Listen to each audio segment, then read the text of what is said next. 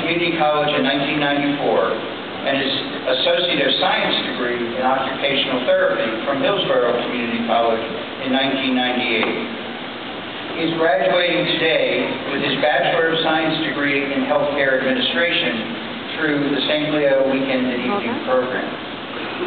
Kevin has been the recipient of the U.S. Navy's Certificate of Achievement for Academic Excellence, is a member of Psi Beta, the Honor Society in Psychology, as well as being elected to Who's Who among students in American universities and colleges. Kevin has also been the first ever student of the Weekend and Evening Program at St. Leo University to be selected for membership into Sigma Beta Delta, the International Honor Society in Business Management and Administration. Kevin is employed as a therapist by Morton Plant North Bay Hospital and is an advocate for stroke survivors. He has worked vigorously with the hospital to acquire all the latest in stroke rehab technology. He serves as an educator both in the hospital setting as well as volunteering in the community. Please welcome Kevin.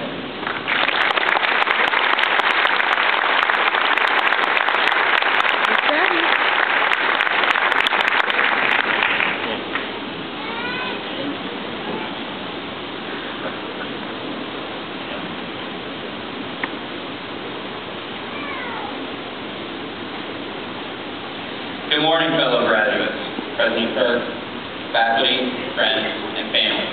My name is Kevin Horvath, and it is an honor to stand before you today.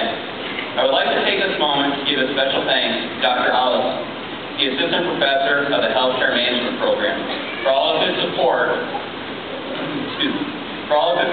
through the years, and Ed Steele, the Director of the Weekend and Evening Program, for allowing me the opportunity to speak here today.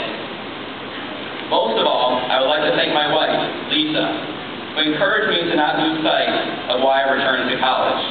She helped me to remain resilient to the many obstacles that one faces when trying to be successful at multiple roles. I personally was challenged with being a husband, parent, full-time employee, and oh yeah, a college student. I need not elaborate on how difficult it can be to hold multiple roles. Many of you here today have lived it and understand, even for the most devoted student, life somehow gets in the way. Albert Einstein once wrote that life is like riding a bicycle. To keep your balance, you must keep moving. The Weekend and Evening Program at St. Leo University gave me the opportunity to have balance in my life and still achieve my academic goals. A few weeks ago, I was reminiscing with my family about my nephew, who, in his younger days, started most statements with the word, actually. You see, my nephew has always been very intelligent and observant. There generally is no winning an argument with him. Somehow he has always had his facts in order and proof to back them up. One particular story that was brought up took place when my nephew was 4 years old.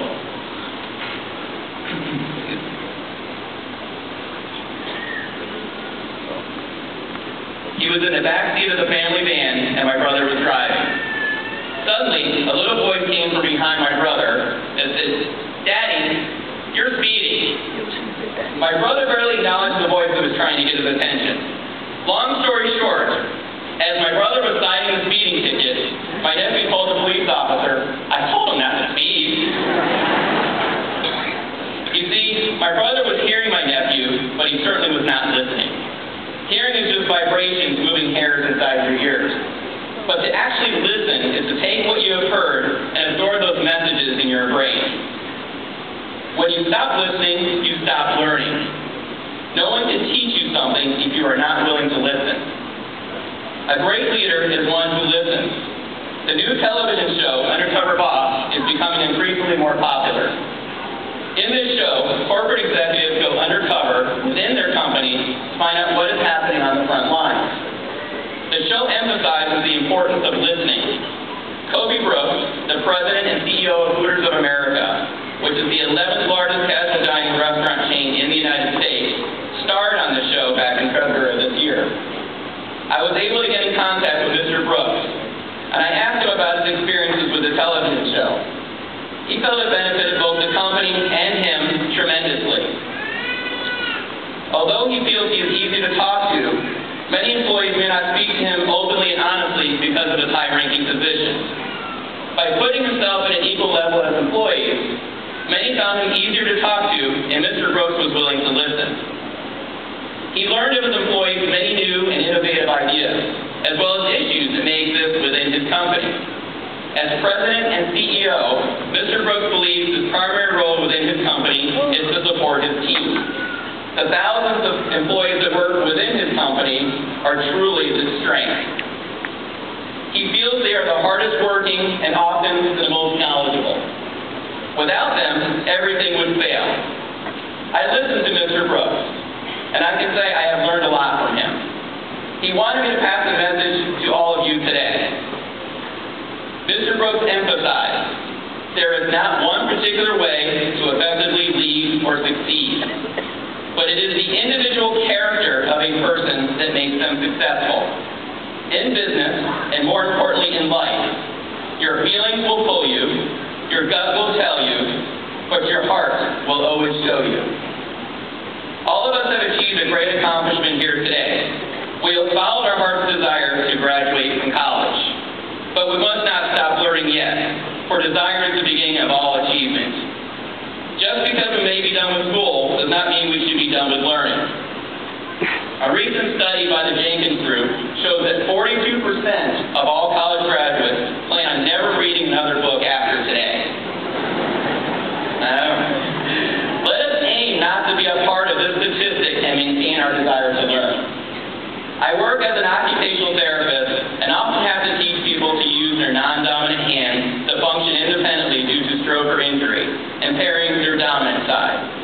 Learning for them can be tedious, but somehow, eventually, they are able to achieve their goals. Why? Because they are forced to learn new techniques, or they may face the reality of depending on other people to function in their daily lives. I have a challenge for you today. Those of you who are right-handed, I want you to start thinking like a lefty. Just because you've been right-handed all of your life does not mean you cannot learn to be left-handed. For those of you who are lefties, try to become right-handed. You will have to learn new ways of doing things and may be more open to listening to suggestions that people may have for you. It may get frustrating, but eventually you will find you get better with continued practice and implement the new techniques you have learned. The great author and inspirational speaker, Barbara Sher, said you can learn new things at any time of your life, if you are willing to be a beginner.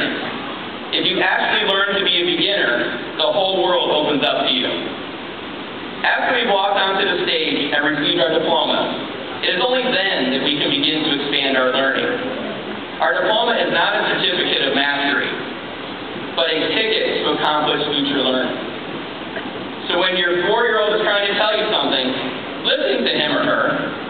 Some of life's simplest lessons can be the most meaningful, and we can usually learn the most from them, even if they may be about a silly little sponge named Bob who wears square pants.